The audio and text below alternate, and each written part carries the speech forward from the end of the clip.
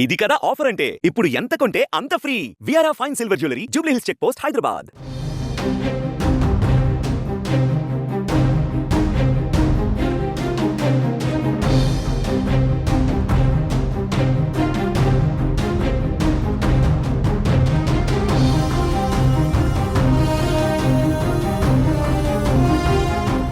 MLA quota MLC అభ్యర్థిగా Konidela Nagababu nomination దాఖలు చేశారు. ఏపీ అసెంబ్లీలో ఎన్నికల రిటర్నింగ్ అధికారి వనితారానికి నామినేషన్ పత్రాలను సమర్పించారు. నాగబాబు నామినేషన్ కార్యక్రమంలో మంత్రులు నారా లోకేష్, నాదెండ్ల మనోహర్, పలువురు ఎమ్మెల్యేలు పాల్గొన్నారు. ఈ సందర్భంగా నాగబాబు అభ్యర్థిత్వాన్ని మంత్రి నారా లోకేష్ బలపరిచారు. సినీ నటుడు, జనసేన నాయకుడు కొణిదెల నాగబాబు ఎమ్మెల్సీ కూటమి అభ్యర్థిగా నామినేషన్ దాఖలు చేశారు.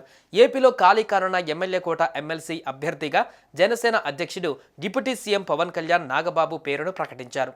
నాగబాబు అభ్యర్థిత్వాన్ని మంత్రి Nara Lokesh, BJP MLA Vishnukumar Raju, TDP రాష్ట్ర అధ్యక్షుడు పల్లా శ్రీనివాసరావు బలపరిచారు. అనంతరం నామినేషన్ పత్రాన్ని నాగబాబు రిటర్నింగ్ అధికారి వనితారానికి అందజేశారు. ఈ కార్యక్రమంలో ఏపీ టీడీపీ అధ్యక్షుడు పల్లా శ్రీనివాసరావు, బొలిశెట్టి శ్రీనివాస్ తదితరులు ఉన్నారు.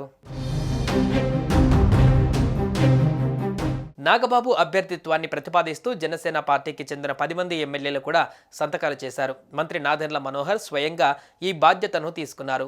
ఇక ఎమ్మెల్యేలు మండలి బుద్ధప్రసాద్, ఆరణి శ్రీనివాసులు, లోకం నాగమాధవి, పంచకర్ల రమేష్ బాబు, పచ్చమట్ల ధర్మరాజు, సుందరపు విజయ్ కుమార్, అరవ శ్రీధర్, పంతం నానాజీ, బత్తుల బలరామకృష్ణులు సంతకాలు చేశారు. ఎమ్మెల్యేలతో పాటు మంత్రి నాదెండ్ల మనోహర్ కూడా సంతకం చేశారు.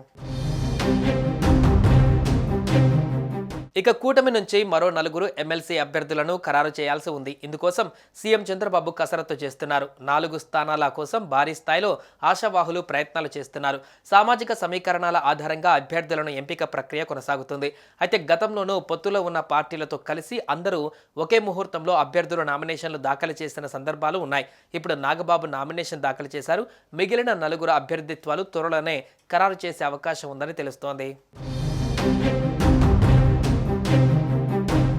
సుమన్ టీవీలో మీ పర్సనల్ అండ్ బిజినెస్ ప్రమోషన్స్ కోసం కింది నెంబర్కి కాంటాక్ట్ చేయండి.